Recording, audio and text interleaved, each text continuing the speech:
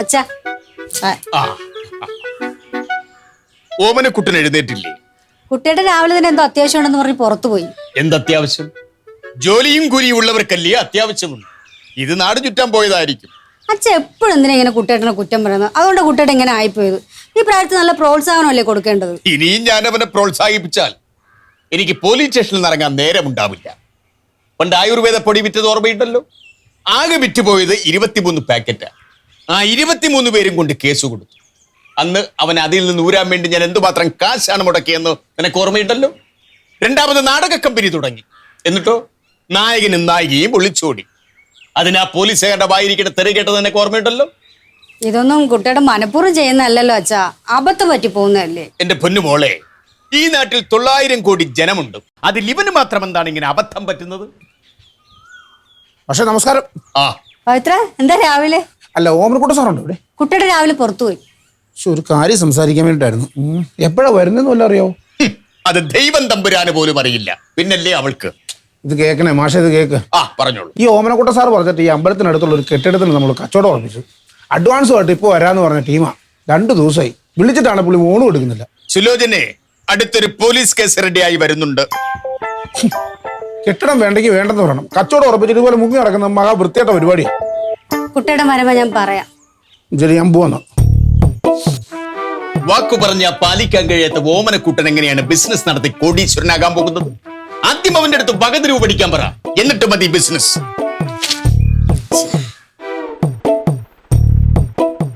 ഇച്ചായ, അമ്മച്ചി വിളിച്ചിട്ടുണ്ടായിരുന്നേ. പക്ഷെ പറഞ്ഞ അടുത്ത ആഴ്ച വീട്ടിലോട്ട് ചെല്ലുമെന്ന്. എന്താ വിശേഷം? നമ്മുടെ ഗ്രേസി ആന്റി ഇല്ലേ, ഗ്രേസി ആന്റിയുടെ മോൻ സോളമന്റെ പുതിയ ടെക്സ്റ്റൈൽസിന്റെ ഉദ്ഘാടനം. നല്ല കാര്യമാണല്ലോ, നമുക്ക് പോവാം. പിടിച്ചോ.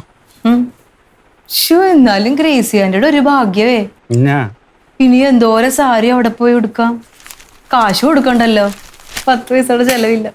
നന്നായിരിക്കും. എന്റെ പൊന്നു മോളെ, അവിടെ ഫ്രീ ആയിട്ട് വന്ന് സാരി എടുത്തോണ്ട് പോയാലേ ആ കട എപ്പോ പൂട്ടിന്ന് ചോദിച്ചാൽ മതി. പിന്നെ സ്വന്തം കടയിൽ എടുത്താൽ എന്താ കുഴപ്പം? ഒരു എക്സാമ്പിൾ പറയാം. നമ്മളെ ജംഗ്ഷനിലെ പാപ്പച്ചൻ ചേട്ടൻ്റെ കട. പാപ്പച്ചൻ ചേട്ടൻ്റെ കടയിൽ രാവിലെ പുട്ട്, ദോശ, പൊറോട്ട ഒക്കെ ഉണ്ടാക്കി വെക്കുകയാണ്, കറികൾ ഉൾപ്പെടെ. എന്നിട്ട് അവർ കുടുംബക്കാരെല്ലാവരും കൂടെ കുത്തിയിരുന്ന് കഴിക്കുന്നു. കൂട്ടത്തിന് ബന്ധുക്കളെയും വിളിക്കുന്നു. ഉണ്ടാക്കിയതെല്ലാം കഴിച്ചു തീർക്കുന്നു. എങ്ങനെ ഉണ്ടാവും? 4 ദിവസം കൊണ്ട് കട പോകും. എന്റെ ഇച്ചായ, ഈ പാപ്പച്ചൻ്റെ കടയിലെ പുട്ട്, ദോശ, പൊറോട്ട അതൊക്കെ തിന്നുമ്പോ അങ്ങ് തീരും. അതുപോലെയാണ് ആ സാരി അല്ലേ? നമ്മള് ആ പുതിയ ടെക്സ്റ്റൈൽസിൽ നിന്ന് ഒരു സാരി എടുക്കുന്നു, എടുത്തിട്ട് ഏതെങ്കിലും ഫംഗ്ഷന് പോയി ഉടുക്കുന്നു. ഉടുത്ത് കൊതി തീർന്നിട്ട് അത് കഴുകി തേച്ച് തിരിച്ച് നമ്മൾ ടെക്സ്റ്റൈൽസിൽ കൊണ്ടുവന്ന് വെക്കുന്നു. തീർന്നില്ലേ? നമോ വാങ്ങാം. എന്റെ പൊന്നമ്മച്ചി, എന്നാ കാഞ്ഞ ബുദ്ധിയാടി.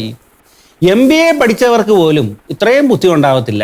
നീ ബിസിനസ് ചെയ്യേണ്ടായിരുന്നു. പിന്നെ എന്റെ അപ്പച്ചന് എന്നെ ബിസിനസ്സുകാരെ കൊണ്ട് കല്യാണം കഴിപ്പിക്കുന്നതായിരുന്നു ഇഷ്ടം. അങ്ങനെ 2-3 ആലോചന വന്നതുവാ. അതിന്റെ ഇടയിലാണ് ഇച്ചായൻ ചാടി വീണത്. എനിക്ക് അവരൊന്നും കണ്ടപ്പോ ഇഷ്ടപ്പെട്ടില്ല, പക്ഷെ ഇച്ചായനെ കണ്ടപ്പോ എനിക്ക് ഇഷ്ടപ്പെട്ടതുകൊണ്ട് അപ്പച്ചൻ പറഞ്ഞ് ഇത് തന്നെ നടത്താന്ന് പറഞ്ഞു. നീ കുറച്ചുകൂടെ കാത്തിരിക്കേണ്ടായിരുന്നു. അങ്ങനെയായിരുന്നെങ്കിൽ ഏതെങ്കിലും കുടികെട്ടിയ ബിസിനസ്സുകാർ വന്നേനെ. ബിസിനസ്സിനൊരു പ്രശ്നമുണ്ട്. കാശ് വരുമ്പോൾ ഒരുപാടിങ്ങ് വരും, പക്ഷെ പൊട്ടണത് ഏതേ ഇങ്ങനെ പൊട്ടുകയും ചെയ്യും. അല്ലോ, സ്വർണ്ണക്കടക്കാരനായിരുന്നെങ്കിൽ എൻ്റെ പൊന്നുമോളുടെ സമയമായിരുന്നു. എല്ലാ ദിവസവും പുതിയ മാല, വള, കമ്മല് ഇതൊക്കെ ഇട്ട് നിനക്ക് കലക്കായിരുന്നില്ലേ മക്കളെ? നമ്മൾ സർക്കാർ ഉദ്യോഗസ്ഥർക്ക് ഈ ഭാഗ്യമൊന്നും ഇല്ലെങ്കിലും അവർക്ക് നിശ്ചിത ശമ്പളം എല്ലാ മാസവും കിട്ടും, പെൻഷനാകുന്നത് വരെ. പെൻഷനായി കഴിഞ്ഞാൽ പെൻഷൻ കാശ് കിട്ടും മരണം വരെ. മരിച്ചു കഴിഞ്ഞാലോ ഭാര്യയ്ക്ക് പെൻഷന്റെ പകുതിയും കിട്ടും. പട്ടിണിയില്ലാതെ ജീവിക്കാമേ നമുക്ക്. എന്നാലും ബിസിനസ്സുകാരെന്ന് പറയുമ്പോൾ അതൊരു ഗമയാണ് ഇച്ചായ. ശരിക്കും പറഞ്ഞാൽ സർക്കാർ ജോലിക്കാർക്ക് അതില്ല. പിന്നെ ഇച്ചായന്റെ കാര്യം എടുത്തു കഴിഞ്ഞാൽ ഡോക്ടറാന്നുള്ള ഒരു ഇതേ ഉള്ളു. വിചാരം ഒരു മൃഗ ഡോക്ടർ അല്ലേ? മൃഗ ഡോക്ടറിന് എന്താടി ഒരു കുറവ്? I am also a doctor എന്ന് പറഞ്ഞാൽ മൃഗങ്ങൾക്കുള്ളതുപോലെ തന്നെ എല്ലാ ഓർഗൻസും മനുഷ്യനുണ്ട്. മനുഷ്യന് അസുഖം വരുന്നത് പോലെ തന്നെ മൃഗങ്ങൾക്കും വരും. മനുഷ്യനെ ചികിത്സിക്കുന്നത് പോലെ തന്നെയാണ് മൃഗങ്ങളെയും ചികിത്സിക്കേണ്ടത്. So keep in mind that I am a doctor. എന്നാലും ബിസിനസ്സുകാരെന്ന് പറയുമ്പോൾ ഒരു പവർ തന്നെ അയച്ചായ.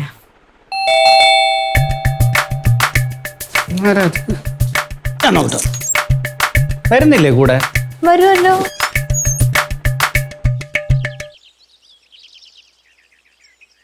ആ പവിത്രനോ? ആ സാറേ. എന്ത് പറ്റി രാവിലെ?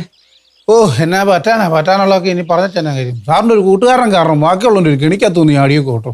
ഏത് കൂട്ടുകാരൻ? ഏത് കൂട്ടുകാരനാ? ആ ഓമനക്കുട്ടൻ സാറ്. എന്ത്? ഈ പുള്ളിക്കാരൻ ഈ ബിസിനസ്സും പറഞ്ഞ് നടക്കുമല്ലായിരുന്നു. ആ ഇപ്പൊ റിയൽ എസ്റ്റേറ്റിലായിരുന്നു പുള്ളിയുടെ നോട്ടം. അങ്ങനെ അമ്പലക്കുളത്തിന്റെ അവിടെ ഒരു ബിൽഡിങ് പോയി നോക്കിയായിരുന്നു. ഞാനായിരുന്നു ഇതിന്റെ ബ്രോക്കർ, ഞാനായിരുന്നു. അങ്ങനെ കച്ചവടം ഏകദേശമൊക്കെ ഒരു സെറ്റായി വന്നു കഴിഞ്ഞപ്പോഴത്തേക്കും അഡ്വാൻസ് ചോദിച്ചു. പുള്ളി പറഞ്ഞ് 2 ദിവസം കഴിഞ്ഞ് തരാമെന്ന് പറഞ്ഞു. എനിക്ക് കച്ചവടം സെറ്റായില്ലേ, ആ ഒരു ധൈര്യത്തിൽ ഞാൻ എന്നെടുത്ത് ആ ബിൽഡിംഗ് മുതലാളിയുടെ കയ്യിൽ നിന്ന് 5000 രൂപ അഡ്വാൻസ് ആട്ടിങ് മേടിച്ചു. അതുകൊണ്ട് ഇപ്പൊ ഫോൺ വിളിച്ചിട്ട് ഈ സാർ എടുക്കുന്നില്ലെന്നേ, ഓമനക്കുട്ടൻ സാർ എടുക്കുന്നില്ലെന്ന് ഫോൺ വിളിച്ചിട്ട്. അതെന്നാന്ന് ചോദിച്ചാൽ എനിക്ക് തോന്നുന്നു പുള്ളി ഇത് മറിച്ച് വെക്കാനൊക്കെ ആയിരുന്നു പ്ലാന്. മിക്കവാറും അത് പാളി കാണും, അതായിരിക്കും ഇനിയിപ്പോ. ബിസിനസ് എന്ന് പറഞ്ഞാൽ ഇങ്ങനെയൊക്കെ തന്നെയാണെന്നേ. ഓമനക്കുട്ടി അഡ്വാൻസ് കൊടുത്തിരുന്നെങ്കിലുള്ള അവസ്ഥ ഒന്ന് ആലോചിച്ച് നോക്കിയേനെ, അത് മൊത്തം പോയേനെ. ബിസിനസ് എന്ന് പറഞ്ഞാൽ ഒരല്പം റിസ്ക് ഉള്ള പണിയാണ്. ഇപ്പൊ പറഞ്ഞിട്ട് തന്നെ കാര്യം, ഞാനല്ലേ കുടുങ്ങിയത്. ആണ് മേടിച്ച അഡ്വാൻസ് പൈസയാണ് കയ്യിലിരുന്ന് ചെലവായി പോവുകയും ചെയ്തു. വാങ്ങിയ പൈസ തിരിച്ചു കൊണ്ട് തരാൻ പറഞ്ഞോണ്ട് ആ ബിൽഡിംഗ് മുതലാളി തെറിയോട് തെറിയ. സ്വന്തമായിട്ട് ചെലവാക്കിയ കാശല്ലേ, ഒപ്പിച്ച് തിരിച്ചു കൊടുക്ക്. അതല്ല സാറേ ഇതിനകത്ത് പ്രശ്നം. നമ്മളോടുള്ള ഈ വിശ്വാസം കൊണ്ടാണ് ഈ ഇടപാടുകാർ വരുന്നത്. അപ്പൊ ഈ കച്ചവടം അങ്ങനെ ചീറ്റിപ്പോയി കഴിഞ്ഞാൽ പിന്നെ നമ്മൾ പറയുന്ന വാക്കിന് വിലയില്ലാതെ വരും. ശരിയാ. ഏതായാലും ഞാൻ വിളിച്ചിട്ട് ഈ ഓമനക്കുട്ട സാർ ഫോൺ എടുക്കുന്നില്ല. സാറിനെ എങ്ങനെ വിളിക്കുവാണ് പുള്ളിയോടൊന്ന് പറഞ്ഞേക്കണം, ഇമാതിരി ചേറ്റത്തരം ഒരു മനുഷ്യനോട് കാണിക്കരുതെന്ന്. ഞാൻ പോവാ സാറേ. ശരിയല്ലേ സാർ? ശരി.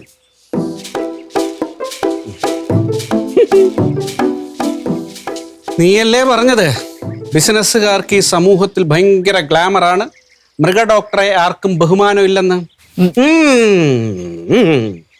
ബിസിനസ്സുകാരനെ ബഹുമാനിച്ചിട്ട് പോയ പോക്ക. മൃഗ ഡോക്ടറായ എന്നെ ആരും ഇതുവരെ ഇങ്ങനെ ബഹുമാനിച്ചിട്ടില്ല. ആണോ? അത് ഓമനക്കുട്ടൻ സാറ് വസ്തു വാങ്ങാത്തോണ്ടല്ലേ? വസ്തു വാങ്ങാൻ എങ്ങനെ പറ്റും? മറച്ചു വെക്കാൻ നോക്കുന്ന ആള് കൈമലർത്തി കഴിഞ്ഞാൽ വാങ്ങിക്കുന്നവന് നഷ്ടമായി പോവും. പിന്നെ ആലിസേ മോളെ, നമുക്കൊരു ബിസിനസ് തുടങ്ങിയാലോ? തുടങ്ങി നമുക്കൊരു ബിസിനസ് ടൈക്കൂണാവാം. മോനെ ജോർജ് കുട്ടി, എന്നടാ പൊന്നെ, ഈ കാര്യത്തിലേ നീ വലിയ ആളാവണ്ട. ഈ ഓമനക്കുട്ടൻ എന്ന് പറഞ്ഞവനെ ബിസിനസ് അറിയത്തില്ല, കയ്യിലാണെങ്കിൽ 10 പൈസയും ഇല്ല. പക്ഷെ എല്ലാവരും ഓമനക്കുട്ടന്മാരല്ല.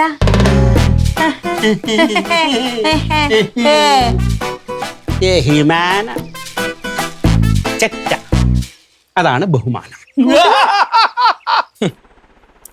ഓമനക്കുട്ട ഒരു കഴിവില്ലാത്തവനാണെന്ന് തെളിയിക്കാൻ നിങ്ങൾ എല്ലാവരും കൂടെ കുറെ കാലമായിട്ട് ശ്രമിക്കുന്നുണ്ട്. എന്നാലോ ശരിക്കും എനിക്ക് കഴിവ് തെളിയിക്കാൻ ഒരു അവസരം ആരും തരുന്നുമില്ല. നീ ഇതിനു മുമ്പ് 2 വട്ടം കഴിവ് തെളിയിച്ചപ്പോഴും എനിക്ക് എത്ര രൂപയാണ് നഷ്ടം വന്നതെന്ന് ഓർമ്മയുണ്ടോ? അമ്മാവ ഈ പഴയ കാര്യം തന്നെ വീണ്ടും ഇങ്ങനെ പറഞ്ഞ് എന്നെ നിരുത്സാഹപ്പെടുത്തല്ലേ. നിങ്ങൾ പറയണ കേട്ടാത്തൊന്നും ഈ ലോകത്ത് ബിസിനസ് ചെയ്ത് പൈസ കളഞ്ഞത് ആദ്യമായിട്ട് ഞാനാണെന്ന്. കുട്ടേടൻ പറയുന്നതിൽ കാര്യമില്ല അച്ഛാ. 2 പ്രാവശ്യം തെറ്റുപറ്റിയെന്ന് പറഞ്ഞ് 3ാമത് ശരിയാകണമെന്നില്ലേ? ഒന്നിൽ പിഴച്ചാൽ 3 ഇവന്റെ ആദ്യത്തെ ബിസിനസ് പൊട്ടി, 2ാമത്തത് അതിലും ഭംഗിയായി പൊട്ടി. ഇനി തുടങ്ങാൻ പോകുന്ന ബിസിനസ്സും പട്ടേന്ന് പൊട്ടും, യാതൊരു സംശയവുമില്ല. എന്ത് പറഞ്ഞാലും ഒരു പഴഞ്ചൊല്ലുമായിട്ട് വരും. അത് ഈ പഴഞ്ചൊല്ലിനനുസരിച്ച് മനുഷ്യന്മാർക്ക് ജീവിക്കാൻ പറ്റുമോ? അല്ല ഞാൻ ചോദിക്കട്ടെ, ഞാനിപ്പോൾ പറഞ്ഞ ഈ ഒരു ബിസിനസ്സിൽ എന്താണ് നഷ്ടം? കാശ് കൊടുക്കുന്നു, ഒരു കെട്ടിടം എൻ്റെ പേരിൽ വാങ്ങുന്നു. ഇവിടെ എവിടെയാണ് പ്രശ്നം? കച്ചവടം നടത്തുന്നത് നീയാണെന്നുള്ളതാണ് പ്രശ്നം. അപകടം ഏതു വഴിക്കും വരാം. സുലേനെ, നീ കേൾക്കണം. ഇപ്പോൾ ശിവശങ്കറിന്റെ കയ്യിലുള്ള ഒരു കെട്ടിടം 1 കോടി രൂപ കൊടുത്ത് ഞാൻ വാങ്ങുന്നു. അത് 1.25 കോടി രൂപയ്ക്ക് ഞാൻ മറിച്ച് വിൽക്കുന്നു. അപ്പൊ 25 ലക്ഷം രൂപ എന്റെ പോക്കറ്റിൽ. ഇതിലെവിടെയാണ് നഷ്ടം? പറഞ്ഞപ്പോ എളുപ്പത്തിൽ കഴിഞ്ഞു. 1.25 കോടി രൂപയ്ക്ക് ഇത് വാങ്ങാൻ ആരും വന്നില്ലെങ്കിലും അതോർത്തമാവും പേടിക്കണ്ട. ഇപ്പൊ തന്നെ ഞാൻ 1-2 പേരെടുത്ത് ഇതേക്കുറിച്ച് സംസാരിച്ചിട്ടുണ്ട്. അവർക്ക് ഇതിൽ താല്പര്യമുണ്ട്. ഇപ്പോഴത്തെ നമ്മളെ പ്രശ്നം എന്താണ്? 5 ലക്ഷം രൂപ കൊടുത്ത് ഇതിന്റെ എഗ്രിമെന്റ് എഴുതണം. അത് കഴിഞ്ഞാൽ നമ്മൾ ഈ എഗ്രിമെന്റ് കാണിച്ച് മറ്റൊരു പാർട്ടിയുമായിട്ട് സംസാരിച്ച് ക്ലിയർ ചെയ്തിട്ട് നമ്മൾ ആധാരം രജിസ്റ്റർ ചെയ്യുന്നു. അപ്പോൾ ഈ നമ്മൾ ചിലവാക്കിയ അഡ്വാൻസ് ആയ 5 ലക്ഷവും ലാഭമായ 25 ലക്ഷവും എന്റെ പോക്കറ്റിൽ. അപ്പോൾ അഡ്വാൻസ് കൊടുക്കാനുള്ള 5 ലക്ഷം രൂപ ഞാൻ തരണം. തരണം? തരില്ല. അമ്മാവ ഇങ്ങനെ വാശി പിടിക്കല്ലേ അമ്മാവ. ഞാനൊരു കാര്യം പറയട്ടാ. ഇനിയിപ്പം അമ്മാവന് നഷ്ടം വരികയാണെങ്കിൽ ഞാൻ പോയി കൂലിപ്പണി എടുത്തിട്ടായിരുന്നാലും അമ്മാവന്റെ 5 ലക്ഷം രൂപ അങ്ങ് തരും. പോരെ? 5 ലക്ഷം രൂപ കൂലിപ്പണി ചെയ്ത് നീ എനിക്ക് തരുമ്പോഴേക്കും ഞാൻ മരിച്ചു മണ്ണടിഞ്ഞിരിക്കും. അമ്മാവാ പ്ലീസ്. മോനെ ഓമനക്കുട്ട, മലയാളത്തിൽ ഒരു ചൊല്ലുണ്ട്, ചൂടുവെള്ളത്തിൽ വീണ പൂച്ച പച്ചവെള്ളം കണ്ടാലും പേടിക്കുമെന്ന്. ഞാൻ 2 തവണ ചൂടുവെള്ളത്തിൽ വീണ പൂച്ചയാണ്. ഐസ് വാട്ടർ കണ്ടാലും ഞാൻ പേടിക്കും. മാവാ, മലയാളത്തിൽ വേറൊരു ചൊല്ലൂടെ ഉണ്ട്, ഞാൻ പറയട്ടാ. പോത്തിന്റെ അടുത്ത് വേദം ഓതിയിട്ട് കാര്യമില്ലെന്ന്. സ്വന്തം ഭാര്യാപിതാവിനെ പോത്തൊന്ന് വിളിക്കുന്ന ഇവൻ എങ്ങനെ ബിസിനസ് ചെയ്ത് രക്ഷപ്പെടാനാണ്? അച്ഛാ, ഇതൊരു വസ്തു കച്ചവടം അല്ലേ അച്ഛാ? ഇതിൽ അങ്ങനെ വലിയ നഷ്ടമൊന്നും വരൂല. അഥവാ വന്നാൽ തന്നെ ഒരു 5 ലക്ഷം രൂപയല്ലേ അച്ഛാ? 5 ലക്ഷം രൂപ ഒരു ചെറിയ സംഖ്യയല്ല. സമ്മതിച്ചു. ഇനി ഞാൻ കുട്ടേട്ടന് വേണ്ടി ശുപാർശ ചെയ്യാൻ വരേയില്ല. ഇത് അവസാനമായിട്ടല്ലേ അച്ഛാ? പ്ലീസ് അച്ഛാ. ദേ, നീ ഒരു പെണ്ണാണ്. പെണ്ണുങ്ങൾ ആവശ്യമില്ലാത്ത കാര്യത്തിൽ ഇടപെടുന്നത് എനിക്കിഷ്ടമല്ല.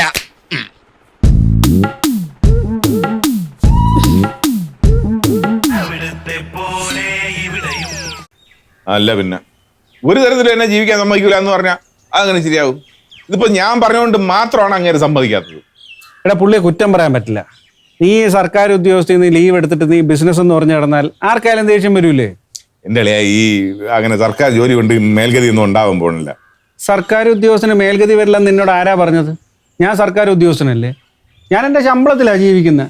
ആലീസിന്റെ കുടുംബത്തിൽ നിന്ന് ഞാൻ 5ന്റെ കാശ് മേടിച്ചിട്ടില്ല. പിന്നെ അളിയാ, ഓരോരുത്തർക്കും ഓരോ രീതിയല്ലേ. ഒരു വഴിയുണ്ട്.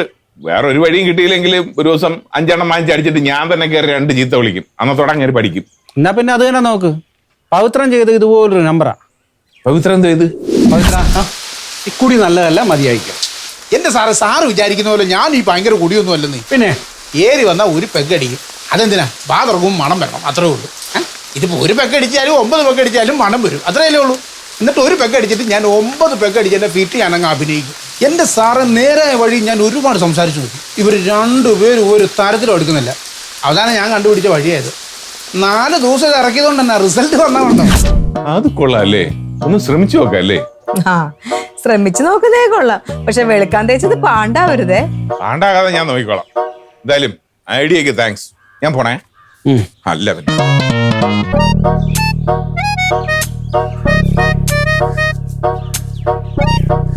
എന്താവോ എന്തോ. അതെന്തെങ്കിലും ആവട്ടെ. ഇച്ചാൻ ഇങ്ങോട്ട് വന്ന് എനിക്കൊരു കാര്യം പറയാനുണ്ട്. ഇങ്ങോട്ട് വന്നേന്ന് വന്നേന്ന് ഒരു കാര്യം പറയട്ടെ. എന്തോ ഉണ്ടല്ലോ, എന്തായിരിക്കും?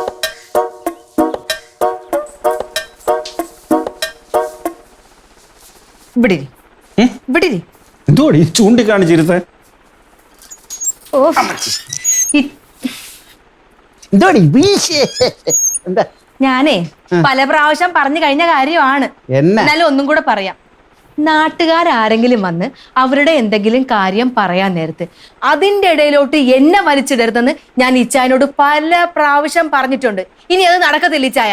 നിന്നോട് ഞാൻ വലിച്ചിട്ടോ? നിന്നെ ഞാൻ എപ്പോഴാടി വലിച്ചിട്ട്? വലിച്ചിട്ടില്ലേ? ഇച്ചായൻ പറഞ്ഞില്ലേ? ഓ, ആലീസിനെ കല്യാണം കഴിക്കാൻ നേരത്ത് ഞാൻ 10 പൈസയുടെ സ്ത്രീധനം വാങ്ങിച്ചിട്ടില്ല എന്ന്. വാങ്ങിച്ചിട്ടില്ലല്ലോ. പറഞ്ഞില്ലേ? പറഞ്ഞു. പിന്നെന്താ പറഞ്ഞത്? ഓ, ഞാൻ കഷ്ടപ്പെട്ടാണ് ഈ കുടുംബം നോക്കുന്നത്, സഹായത്തിന് വേണ്ടിട്ട് ആലീസിന്റെ വീട്ടിൽ നിന്ന് 10 പൈസ വാങ്ങിക്കത്തില്ല എന്ന് പറഞ്ഞില്ലേ? ഇത്രയും മെലോ ഡ്രാമയൊന്നും ഇല്ലായിരുന്നു. ഇത് 2 സത്യമല്ലേ? പറഞ്ഞു. അങ്ങനെ എല്ലാ സത്യം ഇത്ര ഡ്രാമാറ്റിക് ആയിട്ട് ആളുകളോട് പറയുന്നത് എന്തിനാ? എന്താ സത്യം പറഞ്ഞാൽ എന്താ കുഴപ്പം? ഇച്ചായ, ഒന്നാമത്തെ കാര്യം, എന്നെ കല്യാണം കഴിക്കാൻ നേരത്ത് എന്റെ അപ്പച്ചൻ ഇച്ചായനോട് ചോദിച്ചതാണ് സ്ത്രീധനം വേണോ വേണോന്ന്. അപ്പൊ ഞാൻ എന്ത് പറഞ്ഞു? എനിക്ക് സ്ത്രീധനമൊന്നും വേണ്ട, നിങ്ങളുടെ കൊച്ചിന് നിങ്ങൾക്ക് എന്തെങ്കിലും കൊടുക്കാൻ താല്പര്യം ഉണ്ടെങ്കിൽ കൊടുത്തോന്ന് പറഞ്ഞു. ഞാൻ പറഞ്ഞിട്ടില്ല. കാരണവന്മാര് വല്ലതും പറഞ്ഞിട്ടുണ്ടോന്ന് എനിക്കറിയത്തില്ല. നിങ്ങളുടെ ഉണക്ക കാരണവന്മാർ ആരോ പറഞ്ഞ്. ഇത് കേട്ടപ്പോ എന്റെ അപ്പച്ചൻ എന്റെ പേരിൽ എത്ര രൂപയാണ് ബാങ്കിൽ കൊണ്ട് ഇട്ടേക്കുന്നതെന്ന് ഇച്ചാൻ അറിയാമോ? എനിക്ക് അറിയത്തില്ല, അറിയേണ്ട കാര്യമില്ല. അറിയണം, ഇതൊക്കെ അറിയണം. ഇനിയുണ്ട്. എന്താണ്? എന്റെ പേരില് നാട്ടില് ഒരു വീടും പറമ്പും വാങ്ങിച്ചിട്ടിട്ടുണ്ട്. അതുകൊണ്ട് കാർ വേണം ഇച്ചാനോട് ചോദിച്ചായിരുന്നു അപ്പച്ചൻ. അപ്പൊ ഞാൻ എന്താ പറഞ്ഞ? ഒരു കാർ ഇവിടെ ഉണ്ടല്ലോ, ഇനി എന്തിനാ വേറൊരു കാറും കൂടെ എന്ന് പറഞ്ഞില്ലേ? ന്യായമല്ലേ? ന്യായമാണോ? ഇച്ചാൻ ഇതൊക്കെ ചോദിച്ചിരുന്നെങ്കിലേ എന്റെ അപ്പച്ചൻ തന്നേനെ. എനിക്ക് വേണ്ടെന്നേ പറയുമ്പോഴേ ഓമനക്കുട്ടൻ സാറിനോട് ഇതൊക്കെ എന്താ പറയാഞ്ഞത്? ഇത് പറയേണ്ട കാര്യം എന്താ? ഇതൊക്കെ പറയേണ്ട ആവശ്യമുണ്ട്. പകുതി വിഴുങ്ങരുത്, പറയുമ്പോ മൊത്തം പറയണം. ഇനി വേറൊരു കാര്യം കൂടെ. ഇച്ചാൻ പറഞ്ഞല്ലോ ഞാൻ കഷ്ടപ്പെട്ടാണ് ഈ കുടുംബം നോക്കുന്നതെന്ന്. അതിന്റെ അർത്ഥം എന്തുവാ? അതിന്റെ അർത്ഥം എന്താ? അതിന്റെ അർത്ഥം എന്താന്ന് ഞാൻ പറഞ്ഞുതരാം. ഞാൻ ഒരു പണി എടുക്കാതെ ഈ വീട്ടിൽ കുത്തിയിരിക്കുവാണ്, എന്നെ കഷ്ടപ്പെട്ടാണ് ഇച്ചായി നോക്കുന്നത്, അതാണ് അതിന്റെ അർത്ഥം. അങ്ങനെ ഒരു അർത്ഥമുണ്ടോ? ഉണ്ട്. അങ്ങനെ കഷ്ടപ്പെട്ട് എന്നെ പോറ്റുന്ന ഇച്ചായനെ എന്റെ വീട്ടുകാര് സഹായിക്കുന്നില്ല എന്നൊരർത്ഥം കൂടെ അതിലുണ്ട്. എന്റെ പൊന്നാലീസേ, ഇങ്ങനെ ഒരു ചെറിയൊരു കാര്യത്തെ ഇത്രയും വലുതാക്കി വലിയ സംഭവമാക്കാനേ നിനക്ക് മാത്രമേ പറ്റൂ. അതിന് നിനക്കുള്ള കഴിവ് അപാരം തന്നെ. ഈ കഴിവ് നീ വേസ്റ്റ് ആക്കരുത്. നീ വല്ല സീരിയലിലോ സിനിമയിലോ ഒക്കെ കഥ എഴുതിയാലേ നിനക്ക് കാശ് കിട്ടും. അപ്പൊ വരുമാനമില്ല എന്നുള്ള പരാതിയും നിനക്ക് തീരുപടി. ദേ ഇച്ചായ, ഞാൻ സീരിയസ് ആയിട്ട് ഒരു കാര്യം പറയുമ്പോഴത്തേക്ക് ഇച്ചായൻ വെറുതെ അതിനെ തമാശയായിട്ട് തള്ളിക്കളയരുത്. സീരിയസ് ആണ്. ആണോ? അങ്ങനെയാണെങ്കിലേ ഇച്ചായന്റെ ചെലവിൽ ജീവിക്കാൻ എനിക്ക് വലിയ താല്പര്യമില്ല. അത് ഞാൻ എല്ലാവരോടും വിളിച്ച് കൂവുകയും ചെയ്യും.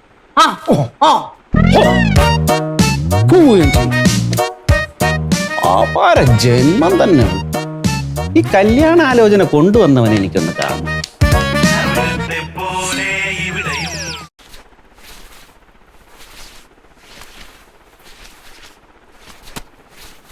മോളെ സുലോചനെ, ഇനി ഞാൻ പറയുന്ന കാര്യം കേട്ട് നീ ഞെട്ടരുത്. ഇന്ന് രാവിലെ ഓമനക്കുട്ടൻ ഒരു ബിസിനസിന്റെ കാര്യം പറഞ്ഞിരുന്നില്ല. അപ്പൊ തന്നെ ഞാൻ പറഞ്ഞു 5ന്റെ പൈസ തരില്ലെന്ന്. പിന്നീട് ആലോചിച്ചപ്പോഴത് ശരിയല്ല എന്ന് എനിക്ക് തോന്നി. 5 ലക്ഷം രൂപ കിട്ടാത്തത് കൊണ്ട് അവന്റെ ഭാവി തുലഞ്ഞു പോണ്ട. അച്ഛൻ എന്തായി പറഞ്ഞു വരുന്നേ? ഞാൻ അവനൊരു 5 ലക്ഷം രൂപ കൊടുക്കാൻ തീരുമാനിച്ചു. ചെക്ക്. ഈശ്വരാ, ഇത് കേൾക്കുമ്പോ കുട്ടിയേട്ടന് സന്തോഷാവും. അവന്റെ സന്തോഷമല്ല എന്റെ ലക്ഷ്യം, നിന്റെ സന്തോഷമാണ്. നിനക്ക് വേണ്ടി ഒരു 5 ലക്ഷം രൂപയുടെ കളയാൻ ഞാൻ ഒരുക്കമാണ്. പക്ഷേ ഒരു കാര്യം, ഇനി മേലിൽ ഞാൻ അവർ 5 പൈസ കൊടുക്കത്തില്ല. ഈ കച്ചവടത്തിൽ നിന്ന് കിട്ടുന്ന ലാഭം കൊണ്ട് അവൻ മറ്റു കച്ചവടങ്ങൾ ചെയ്തുകൊണ്ടേ. മേലിൽ അവന് വേണ്ടി ശുപാർശയുമായി നീ എന്റെ അടുത്ത് വരരുത്. ഇല്ല അച്ഛാ, ഇനി മേലിൽ അച്ഛനോട് ഞാൻ പറയില്ല. ചെക്ക്. വേണ്ട അച്ഛാ, അച്ഛൻ തന്നെ അത് കൊടുത്താൽ മതി. അപ്പൊ അച്ഛനെ പറ്റിയുള്ള തെറ്റിദ്ധാരണയെ മാറി കുട്ടിയേട്ടന് സന്തോഷമാവും. അങ്ങനെയാണെങ്കിൽ അങ്ങനെയാകട്ടെ. ഭഗവാനെ, ഇത് കാണുമ്പോ കുട്ടിയേട്ടന് സന്തോഷം കൂടി തുള്ളിച്ചാടും.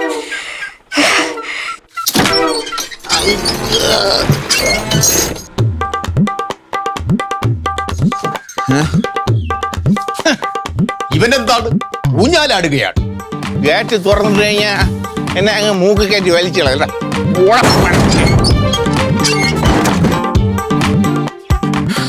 വരൂലേടാ, എളുപ്പടാ. ഒളേ സുലോചനെ, വന്നിരിക്കുന്നു. ഇവിടെ ഇരിപ്പുണ്ടായിരുന്ന കുടുംബം കാക്കണ ഭൂതൻ. ഇവിടെ തനിക്ക് കുടുംബക്കാരടുത്ത് സ്നേഹം ഉണ്ടോ? ദുഷ്ടൻ. അയ്യോ കുട്ടിയുടെ എന്തോ പറ്റി? നമ്മളിവിടെ ഉണ്ടായിരുന്ന. അയ്യോ അമ്മ, നിന്നെ സമ്മതിക്കണം. ഇത്രയും കാലം ഇങ്ങനെയോടെ ജീവിച്ചില്ലേ? കുട്ടിയേട്ടാ, അതെന്താ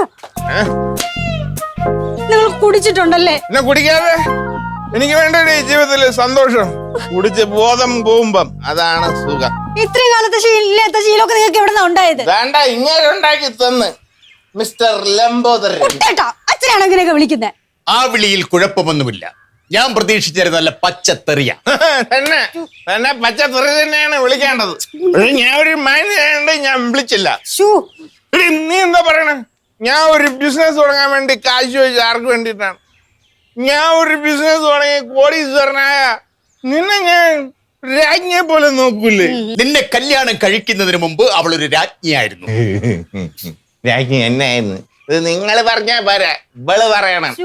നിങ്ങളെ കൂടെയുള്ള ജീവിതം മടുത്തപ്പോഴാണ് ഇവളെന്നെ പ്രേമിക്കാൻ തുടങ്ങിയത്. നോക്കൂ, അന്ന് ഇവള് എന്നോട് പറഞ്ഞ എന്താണെന്ന് അറിയാവോ? നിങ്ങൾ അടുത്ത കൈക്ക് ഉപ്പ് തേക്കാത്ത പിശുക്കനായിരുന്നെന്ന്. അയ്യോ, ഞാൻ അങ്ങനെ പറഞ്ഞിട്ടില്ല. നീ അങ്ങനെ പറഞ്ഞ്, നീ പറഞ്ഞ്, ഇവള് വേറെയും പറഞ്ഞ് എന്നെ കല്യാണം കഴിച്ചിട്ട് വേണം ഒരു മനുഷ്യ സ്ത്രീയായിട്ട് അവക്ക് ജീവിക്കാനെന്ന്. അയ്യോ അച്ഛൻ അങ്ങനെയൊന്നും പറഞ്ഞിട്ടില്ല. നീ എന്തിനടി പേടിക്കണത്? എടി എന്റെ പേടിയല്ല ഇന്നത്തോടെ തീർന്ന്. ആരിച്ച് ബോധം പോവുക, വീട്ടിൽ കയറി വരിക, ബോധമില്ലാതെ കയറി കിടന്നുറങ്ങുക, അതാണ് ഇനി എന്റെ പരിപാടി. പറയുന്നത് കേട്ടാത്തൊന്നും ഇവന് നേരത്തെ ബോധമുണ്ടായിരുന്നെന്ന്. ബോധമുള്ള ആരെങ്കിലും ചെയ്യുന്നതാണോ നീ ഇവിടുത്തെ ഇങ്ങനെ തെണ്ടി നടക്കുന്നത്? അച്ഛൻ ഒന്നും മിണ്ടാതിരിക്കേ, കുട്ടിയുടെ വിഷമം കൊണ്ടല്ലേ. ശരി, നിന്റെ വിഷമം അകത്ത് കയറി ഇരുന്ന് തീർക്കും. ഇവിടെ നിന്നിങ്ങനെ ഈ ചവിട്ട് നാടകം കളിക്കണ്ട, നാട്ടുകാര് കാണും. എന്ത് പണിയെ കാണിച്ച് അച്ഛൻ എന്ത് വിചാരിച്ചാണ്?